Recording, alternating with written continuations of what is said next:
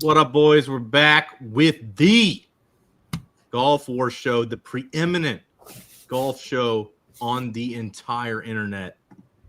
I'm here with my man Snyder, my man Bryce. We were together last weekend in Chicago. You have a good time last weekend, Snyder? Yeah, it was amazing. Quite the experience. Those UFC events in person are just unreal compared to watching it at the sportsbook or whatnot. Yeah. Bryce? Yeah, I mean, dude, you guys know how much we love UFC Live. I mean, you and I have been to a couple events now. That was my 20th one. That was number 20. Yeah, see, I think I've been to, 4 or 5. I wish the main fight was a little less just Chimaev sitting on DDP the whole time.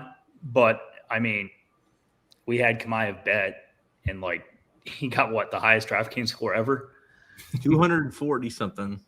Yeah, I don't know if we'll ever see that be in a fight. No, so that's going to last for some time. Yeah, I know most of you guys are golf guys, but if you ever drop into the MMA streets, I see Snyder's wearing his hat here as well. That's just a wild score. It's like Scotty shooting or anyone shooting what? Minus 40. 50 minus under? 40. Yeah, 40 under. Yeah, because the previous high score ever was 180-something, and he got 242. So, yeah, it's the high. They were giving him those every time he went like this, they were giving him a significant strike. I mean, not a significant strike, but a little strike. 252 of those, I think. Yeah. They add up. If you're scoring them like that, it was scored like a chick fight. Because normally they give strikes like that to the chicks, but not the guys. So, well, they were giving him strikes. They weren't giving him significant strikes. He just racked up so many. It was wild. I mean, we had a great time. Yeah, it's kind of a good segue into getting back into the swing of football too, because it's the end of that. It's golf sadly here is coming to an end, but we get college football back this weekend. You get a real slate next weekend. UFC never end, bro. Well, what are you going to be playing? Outlaw Tour until the Ryder Cup? Nah. They got the fall swing. It's shitty guys, but I bet they'll have 100K to first. If they have 100K to first, you'll be playing. And we'll still have some sort of show. I can guarantee that. But yeah, I'm pretty ready for football to start personally. Yeah. All right. Well, we'll dive into this the 30-man slot fest that is the Tour Championship, the most important financial tournament there is, despite it being this format. I'm glad they switched it back this year, although Scotty, in past years, he probably would have built up such an enormous lead that he could come in last or withdraw and still win. But not the case anymore, although he's already pocketed $15 million on top of the 3.6 that he won last week for just being in first at the end of the first 2 rounds. So the method that they're using, I think, is good from a financial standpoint. And the winner of this event gets $10 million. He's still plus 175 to win this one. So he might just pocket it all. We'll start with how you're treating him versus everybody else, as we usually do. Snyder, how much Scotty are you playing? How restrictive is he on the teams? And talk about that a little bit. Yeah, it's interesting. I was kind of leading in with you guys on the pre-show. What does he have to finish to win? It kind of restricts a lot of your bottom tier. You're gonna need at least 2 or 3 of those shittier guys to at least finish top 15 or so, probably. 13-9, it kind of handcuffs you a little bit, but I don't think I'm going to play him on my main team. Actually, I'm going to try and get a little different with that, but I'll lock him for 20 max, and I'll probably for 150 probably try and field him somewhere around 45 to 55%, I think is where he comes in. So I'll probably try and field him there. Because if you lock him in 150, like you were saying, you're going to be playing 50% Sung J M and some of these guys down here. So I'll be around the field. I'll be overweight in the 20 max and stuff like that.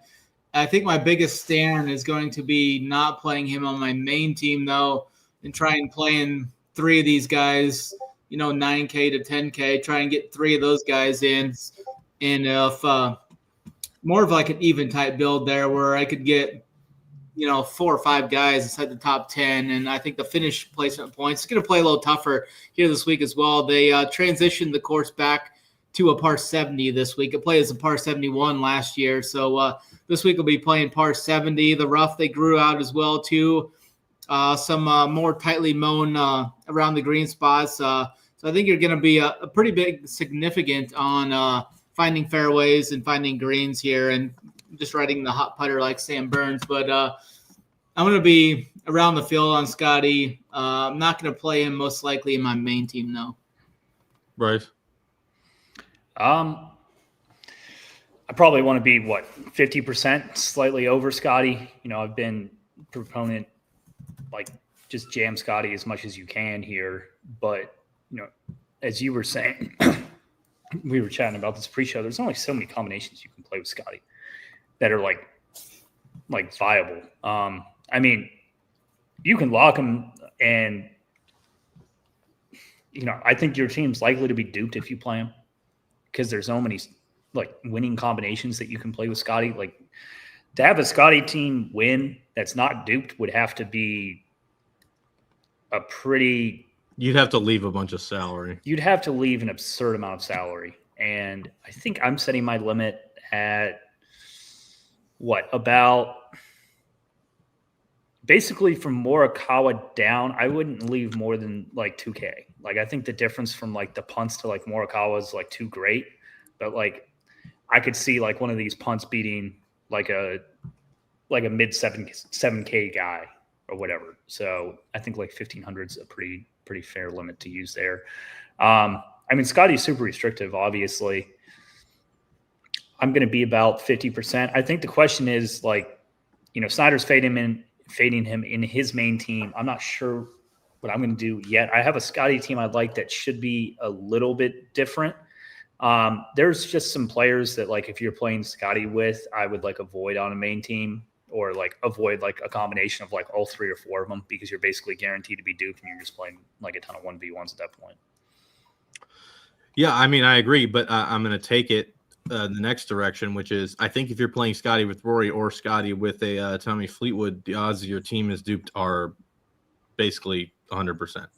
Well, because there's no other possible because there's no other possibilities. So if that's the type of team you're trying to play in single entry, no, you're going to be duped if you play anybody at the top with Scotty. I would not play anyone in the 9Ks with him if I was making a hand-build Scotty team. My main team does have Scotty, but the second most expensive person is Morikawa. So it's a little further down and doesn't involve it doesn't involve anybody below 6,500, which I think may be people are going to target, I think, Sung Jae and Brian Harmon and Goddard quite a bit.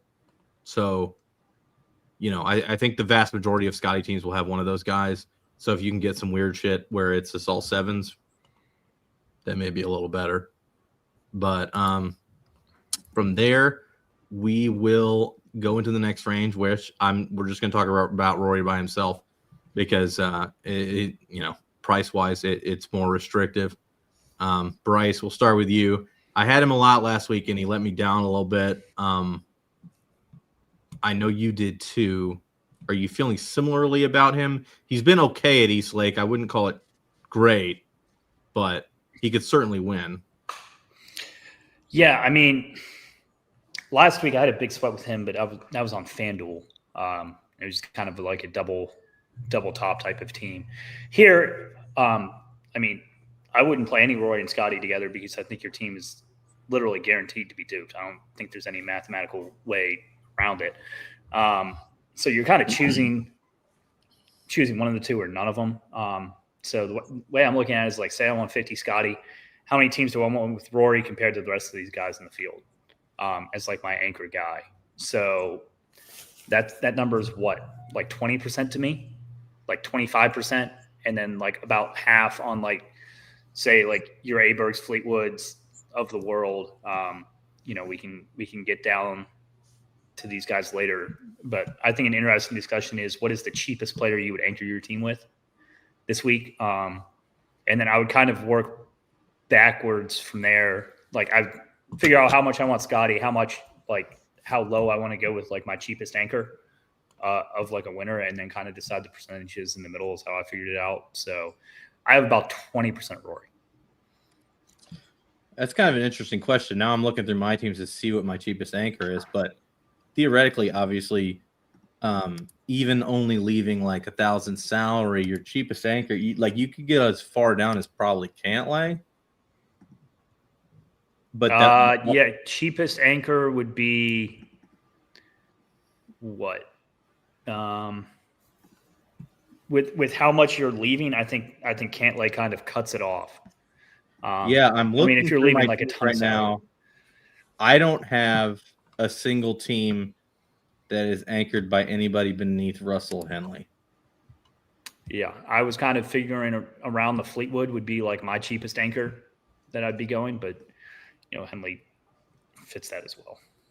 Yeah, Henley, and I've only got like one or two Henleys where Henley is the most expensive person. Snyder, how do you feel about those lineups, and how do you feel about Rory? Yeah, I'm gonna probably be underweight on Rory here. Looking back at his history here at Eastlake, he's putted fantastic here. I mean, he's crushed the greens here. Last 3 years, he's gained at least 3 strokes putting. So he's been really good with the flat stick at this course. But he's actually struggled with the irons here. For the last 5 years, he's lost strokes approach here. In the last 3 years, he's lost at least 1 stroke around the green as well. I think he's going to be probably 30 to 35% owned, I think, here. Second highest owned to a Scotty. So I think he's still going to see plenty of ownership. He was fine last week. I needed him pretty big on FanDuel as well. I was kind of sweating him over there. He's just really had troubles finding fairways off the tee this year. Over the last 36 rounds, he's only hitting roughly 45% of fairways off the tee. And another big deal about hitting fairways this week is there's going to be a really, really good chance of rain multiple days here. I'm seeing Friday through Sunday, there's like an 85% chance of rain all those days. So really good likelihood we see lift clean in place here. So I think that's going to put even a little more emphasis on finding the fairways to get more great shots into these greens. So I'll probably be right around that 20%, 15 to 20% mark on Rory as well. I just like the way teams fit together, just kind of starting, Ludwig or Tommy or Russell Henley down here. So I'll be about half of what I have on Scotty of Rory, if not a little less. I'm in the same boat. I'm playing about half Scotty and about 25% on Rory. Similar to last week, I do like Rory a little less than I did last week. The price is still pretty palatable, but I think the couple guys beneath him, at what point do you just have to keep jamming in Tommy because of, he just keeps nutting it in top five. Whereas Rory is a lot higher variance player, and Tommy, if he comes in 5th, he's still probably optimal. I like Rory a good bit more on FanDuel than I do on DraftKings, but the fact that you can't play him with Scotty is without duping is tough. I'm going to answer a question here. Is Scotty on FanDuel a single entry must? Yeah, I think you have to play him. With the way that their scoring works and the pricing. He could finish top 10 and be optimal there. Yeah, it's on DraftKings he has to win. Yeah, it's a lot different. I would probably walk Scotty. If I was borderline. Yeah. We'll get in the next segment here. We'll go from, the segments are so small and the pricing differential between the players is so large. I think we need to cut it off at Hovland. We go Ludwig to Hovland, these 4. Aberg, Fleetwood, Henley, and Hovland. Snyder, go over each one of these players, how much are you playing of them, who's your favorite, who's your least favorite, and how they fit into your lineups. Yeah, for me, my favorite in this range is going to be Russell Henley at 9,600. He's having probably the best year of his career, I think. Here, he's got that win at that elevated event at the API, and he's just been like basically auto top 15 for the last couple of months. The last 6 events, he's been T15 or better. I guess he was T17 at that first playoff event. He's just crushing with his irons. Off the tee is good. Around the green's been good. The putter is always a little up and down with Henley, but he's been excellent around the green and with the irons. And then you look at what he's done at Eastlake here. He was T4 last year, has a T3 in there as well back in 2017, and a couple other inside the top 15. So Henley's got the great course history here. I mean, this course sets up really well for him. He's going to hit the fairways off tee. Great iron player. He's crushed it here historically with his irons here, gaining at least 2 strokes approach in all 4 trips here. So I'm pretty big on Henley. In the betting markets, he's right up there with really close to Ludwig on Pinnacle. Tommy Fleetwood's the favorite over all 3 of these guys, and it would be kind of funny to see Tommy Fleetwood win this event for his first ever win the Tour Championship. He's playing elite golf right now. I mean, T4, T3 in both of these playoff events, gaining with the putter. I mean, the putter is just rolling unconscious for him. 3 strokes, 5 strokes, 6 strokes gained in those last 3 events. The approach play is dialed in as well. It just comes down to between the years with Tommy Fleetwood come Sunday. He's been elite. I mean, I thought he was going to win that Southwind, and they just completely melted. I think a 3-shot lead with like 4 holes left or something like that. Tough to see. I'll definitely have some Fleetwood in there. I'd rather play Fleetwood than Rory, and I'd rather play Henley than Rory. And then Ludwig's another guy I've just been playing the last few weeks. He's showing signs of getting close. T9, T7 in both playoff events. He's got the game for this as well. The approach play and the off the tee game has been really good for him. He's gained ball striking in the last 8 events. Putter's picking up. He gained over 4 strokes putting last week. So I really like where his game's at. I think he can transition well to here. He played here last year, T16 or 16th place finish here. Or that was, yeah. Didn't putt the best here last year, lost over 3 strokes putting, but kind of figured things out in the last 2 rounds. The putter was fine. Just the first 2 rounds here last year was horrible with him for the flat stick. So my favorite in this range is going to be Russell Henley, 9,600, Fleetwood, Ludwig. I think you can play all 3 of these in a team, though, as well, if you want to kind of get a little crazy there. But I'd probably just limit it to 2, I think. I like starting Ludwig Henley in teams or Fleetwood Henley. So that's kind of where I'll be at on this 3 guys. Adam, don't forget about your boy Sepp Straka at 76. I think you can play 4 Georgia guys. And with the course being in Georgia, I mean, why not? Bryce, how do you feel about the old bear down to Hovland range? So I was playing 50 Scotty, 20 Rory. So I have like 30% to like anchor my teams with these guys. I'll probably play it 15 Fleetwood, like 10 Aberg, and then like 5 Henley, and then have no Hovland anchor. I think Hovland is the worst play of this bunch by a decent margin here. I think my favorite play in this range, compared to the field, is probably going to be Henley. I like him a good amount. I like him pretty much as I like Aberg and Fleetwood, and they're going to come in much higher owned, I think. So I agree with Snyder 100% there. Hovland, I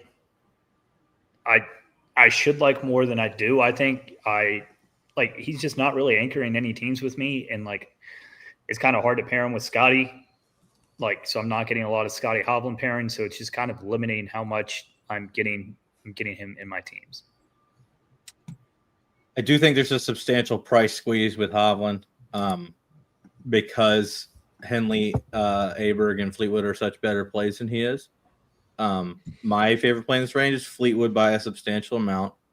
I think Fleetwood is the 2nd or 3rd best play in the entire field. What can you say about he's on fire right now. You just can't quite get there. So if he does it again, that top 5 at 9,900 will be enough, as opposed to Scotty, where a top 5 might not be enough. A win might not be enough. So Fleetwood absolutely is my number one play in this range. After him, Hendog, 9,600. In the words of the great Empire Maker 2, it's always Hendog. And it is always Hendog. As you said, he's like a top 15 machine. He never fucks up. He's from Georgia, or, he went to Georgia. I'm big on Henley. After him, I like Hovland a little more than Aubert, but I have them both in the low teens, 10 to 13%. But Fleetwood and Henley, I'm playing. Let's see. Right now, Fleetwood, I've got 30. Henley, I've got 23. So I'm pretty high on both of them. So I like them more than the others. We'll get into the next range here. We'll go from JT down to JT down to Cam Young, since I think there's a big drop off from Cam Young to Ben Griffin. Bryce. JT to Cam Young, 91 to 79. How are you playing these guys? Because I feel like a lot of people are going to be living here. It's just easy to pair one of these guys with Scotty and then kind of make the rest of your team. Guys I like here a lot. It's not a range I feel I should like, but it's a range I'm getting more than I want. I like Morikawa the most here at 8,300. I think he's one of the best price adjusted plays on the board. He has better odds than Hovland straight up for $1,000 less. The guy I think goes overlooked in this range is JJ Spawn.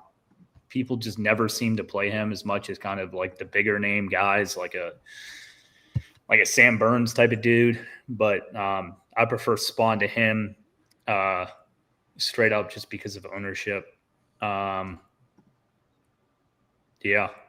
don't love Cantlay. I prefer JT to him. I think Cantlay is probably my least favorite play in this range. And then Cameron Young is he just every week I want to play him. And this week is no different. The boy. Hopefully he goes 80 overlooked, at 7.9. But I do feel there's a big drop off here after these guys, and I think you can and the thing is you can make a good team with, say, Scheffler, Morikawa, Cam Young. That's a super strong top 3 compared to some of the other combinations you can have. So I would just kind of be careful about who you're playing at the bottom if you play stuff like that. Mitch. Yeah, I'm going to be under on JT or Cantlay, if not full fitting them. I think there's guys below them that are better, guys above them that are better, and the market seem to agree with that as well. I had to really kind of dive into Morikawa a little more, as I've seen Mark likes him, the markets like him, the matchup markets. He's actually swung quite a bit in the matchup markets. He's priced up against Cameron Young. That's moved 30 cents now since that's opened. He's minus 150 over Cameron Young now in the matchup market. So Morikawa has talked about where sometimes he'll be standing over the ball on the tee, has no idea where the ball's going or no confidence in it. And then he's kind of talked about needing a reset after this season's over. But, he's got great success at this course. This course sets up really well for him, how he plays the game. He won the strokes title last year, beat Scotty without the starting strokes, but just won that separate market last year. He's got really good odds for his upside, really good price for his upside. It just all comes down to the putter with him. If he putts anywhere near what he did last week, he's probably going to finish 20th here. He lost over 6 strokes putting last week, lost over 4 strokes around the green last week. It's just been abysmal with him over the last couple of months on the short grass for him. Can't putt, can't chip. He's hitting his irons good. He's gained over 5 strokes approach in both playoff events. It's just he's just bleeding strokes with the short game. Just not something you would like to see. And the off the tee game has been slightly positive over the last couple of events, but that's usually one of his strong suits. He's usually gaining 2-3 strokes off the tee, and he's kind of breaking even there. I love the upside for the price. I'm going to be overweight on him now that I've seen that you guys like him, the markets like him, so I'm going to be more overweight on Morikawa as we get into this. He's hitting fairways at a high clip over the last 36 rounds. It's just if he can putt to a 0, I think he'll be in contention on Sunday for a top 5 or so. So I like him. I like Sam Burns quite a bit now going into these. He's kind of making a run at the Ryder Cup. Scotty said something to him a couple of weeks ago saying that he's going to have to make a little push here in the playoffs. -400 now. Yeah, that's good. Well, Scotty wants you in, you'll be in. Yeah, Scotty loves pairing up with him, and he told Sam he's going to have a couple of good events here down the stretch to make sure that he can get him in. And it looks like he's pretty much going to make that. Last week, they had the putter rolling great last week, gained 8 strokes putting, 2.5 with the approach, top 5 finish. He went on a little run earlier. He had that second place finish at the Canadian Open, followed it up with a T7 at the U.S. Open. So I think he can follow up last week's round with a good round here as well. Here at the Tour Championship, he's had pretty good success here as well. T12 last year and T9 the year before. So he's had success at this course. I like the upside. And the market seemed to like him as well, as he's priced just under Hovland, basically the same odds as Hovland, just about above Spawn as well. I think Spawn's got the shot shape needed for here. He's going to be really good off the tee. He's confident. He's gone toe-to-toe with Scotty before. He was second at the first playoff event, kind of was mid last week, but that's kind of after what happened to him in that playoff. I could see him kind of coming back to earth a little bit last week. I think this week he takes another step forward. So I like Spawn. It's Morikawa, Burns, Spawn for me. I like Cam Young a lot coming in, but the markets just don't seem to be as high on him this week as they have been. I'll still definitely have him in the pool, probably be around filled or slightly over, probably try and get around 20-25% of Cam Young, but he's 4th for me now as I kind of go more into this. I'm going to side Sam Burns first just because I trust his short game a lot more than Morikawa, but then Morikawa, Spawn, and then Young are my top 4 in this range. Lappy. I invited everybody to the fucking suite last weekend. We ended up having to bring women. Because we had 16 tickets and there weren't enough. Like, I offered Nicky Diesel a ticket, he never DM'd me. What's up? So we ended up having to bring some women with us. But yeah, no, I mean, God forbid women. Yeah. But to talk about this range, I think I like JT and Cantlay more than you guys do. They've played here a lot. Cantlay's won here. They suck, but the price differential between them and the next few down is not that crazy. So I'm definitely going to be mixing in JT and Cantlay. Like, I got them 10% for both of them. I feel like that's fair. But the absolute best play in this range and the best play on the board is your boy, Colin Morikawa, who sucks ass. But great course history, great with the irons. You have to have iron play to get around East Lake. And it is a course that heavily leans towards the guys who have played it well before. The only thing I hate is that Xander didn't qualify, so I can't bet on him. I wish Xander was in this fucking field. But we're going to have to take Morikawa as a replacement. I love Morikawa, 8,300. And I bet him to win plus 2,800. That is my play of the week. Morikawa plus 2,800 to win the tournament. 8,300. Love it. Sam Burns, he's been crushing. And, he wants that Ryder Cup spot, so he's definitely in the mix. Spawn, Cameron Young, they've both been playing extremely well. Cam Young wants that Ryder Cup spot too. Problem with Cam Young is I don't like the course fit as much. Hitting that driver 350 down the pipe doesn't matter as much. So I'm not really like I have him a good amount just based on his form, but I do not like the course fit. So if I had to rank these guys in order, I would go Morikawa, JJ Spawn, Burns, JT, Cam Young, and then Cantlay at the bottom. Next range, Ben Griffin, who appears to have locked up a Ryder Cup spot unless it comes in dead last. We'll take him down to Harris English at 6,900. So Ben Griffin down to Harris English. Snyder How are you feeling about these guys? I know there are 2 or 3 that are really good plays, but I want to know what you have to say. Yeah, I think Ben Griffin probably comes in pretty high owned, at least 25%. I think he's just right. He just continues to sun run with that putter in the short game. Actually hit the irons really good last week too. That was his best iron performance since the Rocket Classic last week, gaining over 4 strokes approach. Has had a little trouble with the off the tee game though. The last 4 events he's lost off the tee. I'll have Ben Griffin in there just to have him in there, just in case. I think he's pretty good chances he just keeps it rolling. I'm not that high on Sepp here. I know he missed last week. Had some issues or something. The course, he's went T27, T14 the last 2 years here. I'm willing to get off of Sepp this week. He's decent odds, but there's other guys with better odds. How far were we going down again? Harris English. Oh, okay. Yeah, we're going quite a ways there. So, yeah, I think Matt McNeely is probably one of the better plays in this range. Best value, I think, on the board here. Really good odds. He's got better odds than Ben Griffin and some of these other guys in the field. Yeah, he's better than Ben Griffin, Sepp, Hideki, Keegan. He's got really good odds.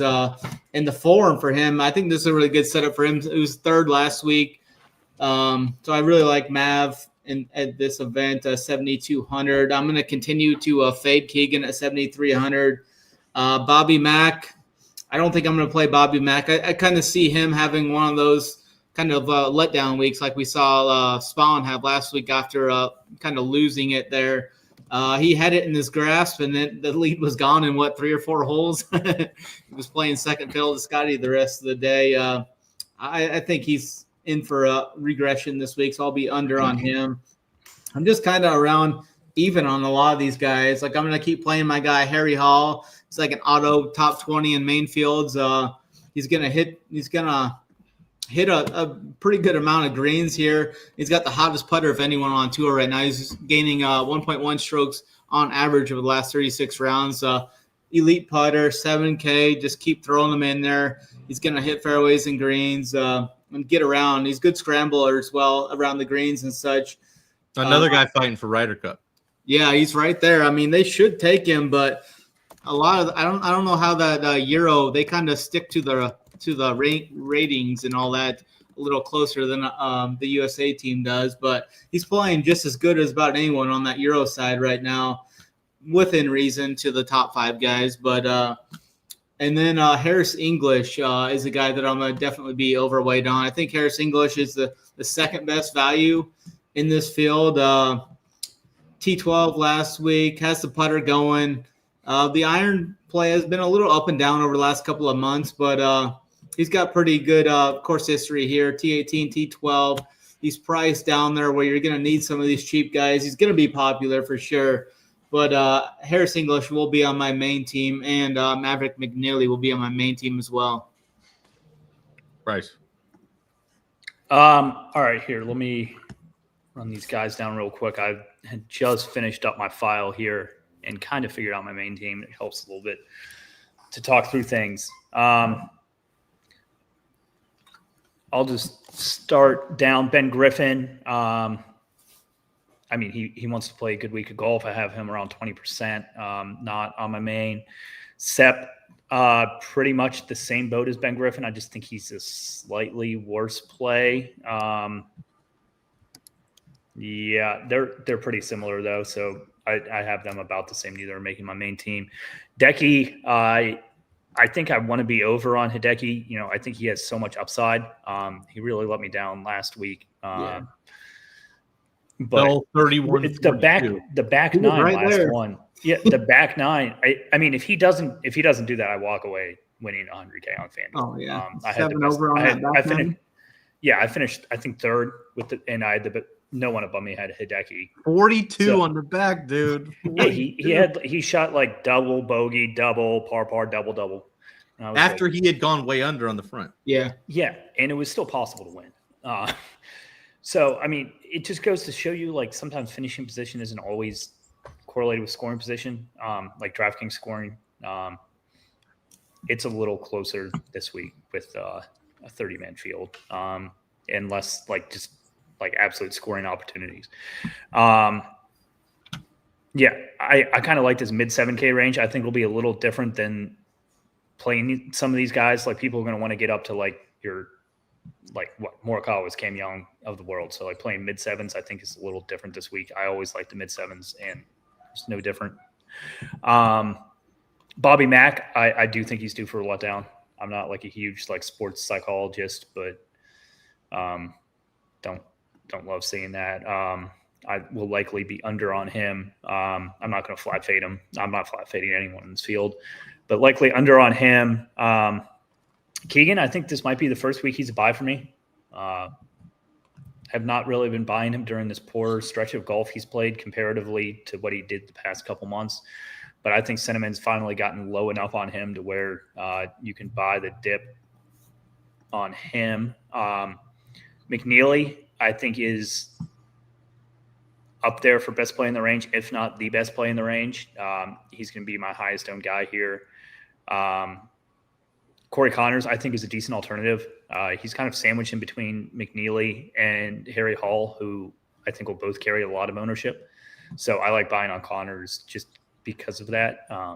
Harry Hall's been such a good putter that, he has been scoring really well here, but I'm willing to fade some chalk and play like Connors. And, I don't want to discount Harris English. I do like Harris English this week as well. So this is kind of a range that I do want to hit pretty hard. I think you're getting just a way better golfer here than, a lot of these 6K punts. And, I think you'll be a little different. Like, say you want to leave like a couple $100 here or there. I think this is the range I would do it in. Yeah. I don't like a lot of these guys. I do like Maverick McNeely would be the best play in this range for me. As Snyder touched on, he's got better odds than the vast majority of them. He's been playing great. I think his game fits the course very well. Old moonball Mav with the irons. So I do like Maverick McNeely. Next would be Hideki Matsuyama at 7,500. The upside is unlimited. He also is a great iron player. So I do not mind Matsuyama whatsoever. After him, it's going to be Sepp Straka at 7,600. A UGA man. So coming back home a little bit, so to speak. I think after having the week off last week, hopefully he can come back with his head a little clearer. Obviously I don't know what's going on in his life, but he's been crushing this year. So I'm big on Sepp Straka. After him, Keegan Bradley at 7,300. I think Keegan needs to have a big week to rationalize playing himself in the Ryder Cup, like possibly a win. I don't think he does it regardless. I don't think he's going to do it. I don't think he's that type of guy. If he wins, he'll do it. But other than that, so he, I think there's some motivation there for him. After him, Corey Connors, I like him a fair bit. And then the guy I really do not like is Ben Griffin, considering this is a course that heavily favors course history. Same for Harry Hall. Sorry, Snyder. This is a course that heavily favors course history, and those two have not played it. It could have good course history. You don't know yet. Yeah. So I am not going in on Ben Griffin or Harry Hall. Harris English, I like a fair bit down at 6,900, but he falls into the middle of the pack here for me. Now to the dregs. Justin Rose down to the bottom. Bryce, how do you feel about these guys? Dregs. I mean, if I like Scotty, I have to like the dregs to some amount. Highest owned one, Chris. No, I lied. Sung Jae Im, highest owned guy down here, 6,200. I think he could easily be priced, 1,000 higher. I think Sung Jae will be like got her up. Scotty will be like kind of like a popular pairing. I think I like got her up as well. So like I would just kind of limit how often you're going to like the same guys down below if you're playing Scotty. If you're not playing Scotty, I don't think it will be that big of an issue. Justin Rose, I've been not like outright selling him every week, but I've kind of not been touting him, and he's just continued to perform really well. Likely not going to be super heavy on him again this week. Akshay, I like a lot just because he can DraftKings score so well and just get like dumb hot. That's really what I'm looking for in like a punt type of play in a no cut. Chris Goddard falls in the same bucket. Harmon, Lowry, I think are solid kind of like plotting type of player, high quality golfers for 6,400 and 6,500 respectively. Nick Taylor, I don't love. Sungjae, I really do like. Bridgman and Novak, I think, are the two worst plays in the field. Price like it, and I'm really looking to avoid them. Like, if you take out them two and say Nick Taylor and I guess Lowry too, no one's worse than 68-1 on Penny. So I'm not outright taking them out of the field, but I really don't want builds that are like forcing Bridgman and Novak in as like my last couple guys. Mitchell. Justin Rose is going to be my favorite play in this range. Kind of had a letdown last week coming off that win, which is, I think you can just give him a full pass from that. Was first T16 sixth in his 3 events before that. Has played well in these big events this year. Had that runner-up at the Masters. Had some other decent finishes this year inside the top 10 in some elevated events at the Pebble Beach at the API. But I think Justin Rose is my favorite play in this range. I like Sungjae Im quite a bit. It's just I've never seen a golfer lose so many strokes approach for such a long period of time. It's been 6 months since he's really showed any pulse with the irons. Last week, he lost over 10 shots with the approach, which might be a record that I've ever seen someone lose. But he needs to take a fucking break. Yeah. I mean, if there's anywhere where he can find the irons, though, it's at a place where he's got really good course history here at Eastlake, where he was 7th last year, T2 in 22. He was 11th in 2020, has finished inside the top. I guess you can't say much about finishing inside the top 25. There's only 30 guys here, but he's had 3 good finishes here and then a couple of decent finishes here. So if Sungjae can find it, I mean, he's 6,200. I mean, he's definitely a guy you need to have in your teams and such. Definitely if you're trying to play Scotty and such. So I'll be probably around the field on Sungjae. My next favorite is probably Akshay. I like the upside he's got. I really don't like him, not too overweight on any of these guys. I think this is kind of a bad setup for Goddard. He's kind of went downhill ever since taking that break from overseas. Hasn't really had much going with the last 2 finishes there being T33 and T54 in the first 2 playoff events. Really is just struggling across the board. He hasn't gained anything besides off the tee in the last 3 events. And now you look at his driving accuracy is decent and doesn't have any course history like you were saying. The driving accuracy is like 55% last 36 rounds. So if he's finding the rough here, I think he's going to continue to struggle.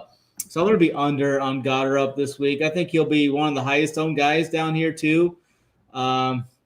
I think he could be potentially like 20% down here. So I'm going to be under on Goddard, maybe even fading him in some contests. I think Nick Taylor's fine. He's got some good upside. He's played here before. Shane Lowry's playing here before. Isn't really have the best game right now, but he had a top 10 here last year. Harmon's played here a couple times, but hasn't finished inside the top 20 here. Just a little fella on a big track here. Kind of worries me with Harmon, but he's got some upside. I would say if you're looking course history-wise, it's no doubt Sungjae Im. He's just hitting his irons like a complete donkey right now. But Rose 1, Sungjae 2 for me down here. My number 1 play down here is Akshay Bhatia, 6,700. He has been playing so well recently. Last week, he struggled for the first couple rounds, came around at the end, but his iron game has been strong. So I am heavy on Akshay Bhatia down. And then after him, Chris Goddard up 6,600. Snyder mentioned that he will be chalky. I don't disagree, but at the same time, despite the lack of course history, he has been crushing over the last 2 months. So for 6,600, I will absolutely be playing Chris Gotterup. After him, Sung J M, 6,200.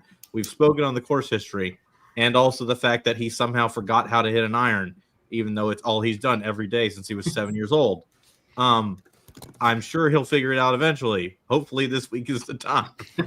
So I'm playing a lot of Sung J M. I bet Sung J at 80-1 to win this tournament.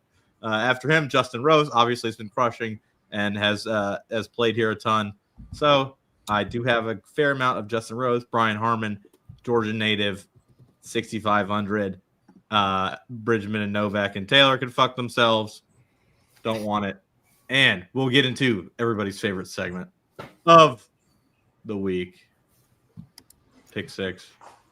Sponsored by DraftKings, dkng.co/RPS. Wait, hold on. What's up, Bryce? Can we bring John in for this segment? Where's John? Probably looking at pick 6 stuff, unlike you, because we always win with him. Oh, right. You've been out, and we've been absolutely smashing the pick 6, 6 out of 6. 2 weeks ago, 5 out of 6 last week. I think it was Hideki that let us down too. That was Hideki, I think. Yeah. He was, we would have had the 6 out of 6, and I would have been. What do y'all pull this up then? When do y'all pull it up then, and it'll change the vote? If he didn't, Snyder, pull it up. If he didn't get it, all right. Oh, we got all kinds of shit this week. Strokes and. Well, when you only have 30 players in the field, it lets you kind of lock in and specialize greens on and markets. regulation. I like all this. What fairways hit? Should we just do like a super? Hit. Should we just do like a super correlated? Say like, oh, it plays like way worse. I think the correlation move is pretty good. We would have to plan that out before the show. I didn't realize that we were going to have all types of. I like the first round. I figured it was just going to be finishing position. Here, let me see if I can pick this up. Most of it's first round. So let's just hit the first round. Yeah. They have plenty for. So you said it's playing to a par 70 right now, right? How hard do we think this course is going to play is the big question. Yeah, because a lot of these guys are under 69.5.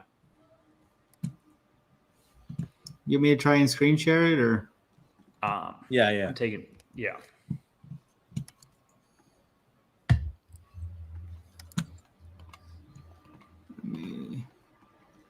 We got the birdies are better.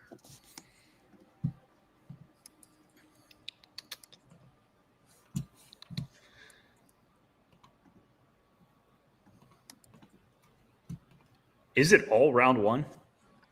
It looks to be all round one, which I do like.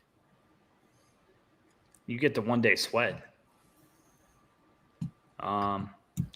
No. Well. Huh? All right.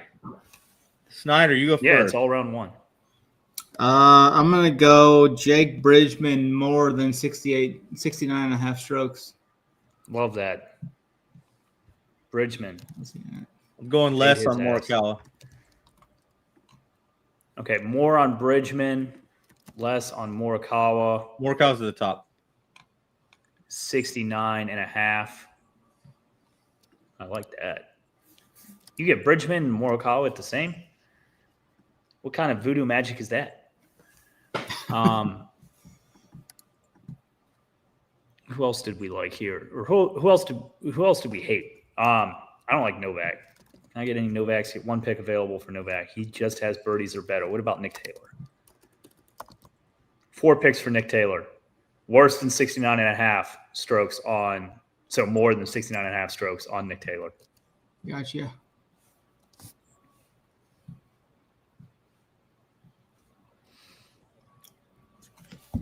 All right, love that we're making some people some pick 6 money too, and people are tailing these. What you got, Snyder? I'm gonna go Sung JM over 69.5. Over. I don't hate that. He's 6,200 for a reason. All Let me right. see what. I am going to go. Sungjae hasn't broke 70 in his last 6 rounds. First round. JT more than 3.5 birdies. Really? JT Moore. Yeah, he can do that here.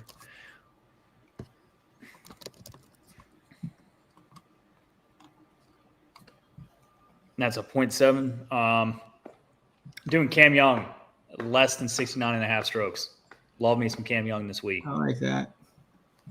He's been good round 1. All right, we have min payout of 10 Wait, hold 10.5. on. You got to click it. There we go. I was clicking it on my screen. Oh. Whole numbers. On that.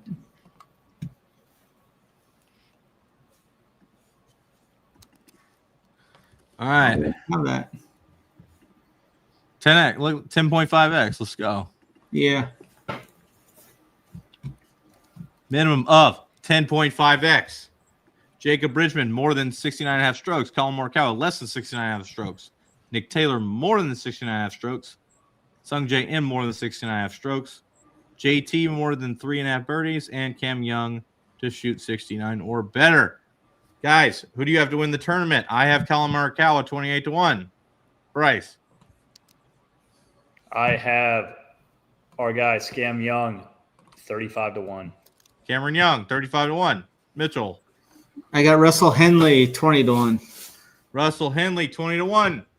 On behalf of Mitch and Bryce, we're gone.